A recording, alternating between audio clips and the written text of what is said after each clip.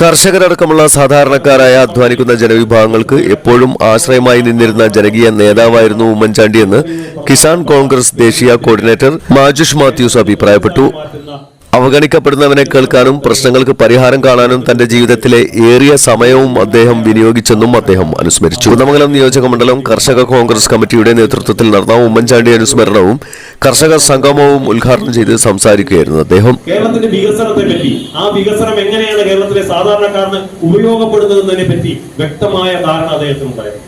അതുകൊണ്ടാണ് കേരളത്തിൽ എണ്ണം പറഞ്ഞ വികസനങ്ങൾ, മെട്രോയടക്കം, കണ്ണൂർ വിമാനത്താവളമടക്കം, വിഴിഞ്ഞമടക്കം എത്രയോ പ്രധാനപ്പെട്ട കേരളത്തിന്റെ മുഖച്ഛായ മാറ്റുന്ന വികസന പ്രവർത്തനങ്ങളിൽ അദ്ദേഹത്തിന് തുടക്കം കുറിക്കാൻ അദ്ദേഹത്തിന് സാധിച്ചു.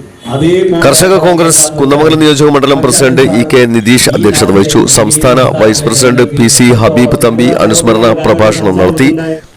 അങ്ങനെ അകത്ത് നിന്ന് പുറത്തേക്ക് ബഹുമാനേഷി ഉമ്മൻചാണ്ടി കടന്നു വരികയാണ്.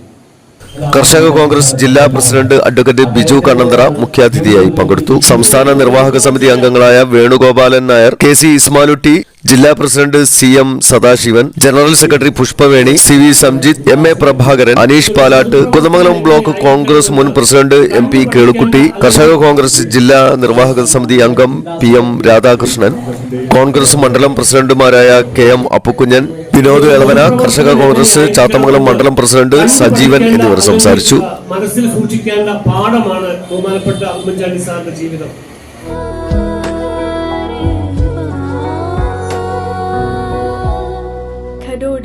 Golden diamonds, Mavoor, Poovattuparamba. കൂടുതൽ വാർത്തകൾ ലഭിക്കാൻ sport media YouTube channel subscribe ചെയ്യുക. വാട്സാപ്പിൽ ലഭിക്കാൻ സ്പോർട് മീഡിയ ഗ്രൂപ്പിൽ ജോയിൻ ചെയ്യുക.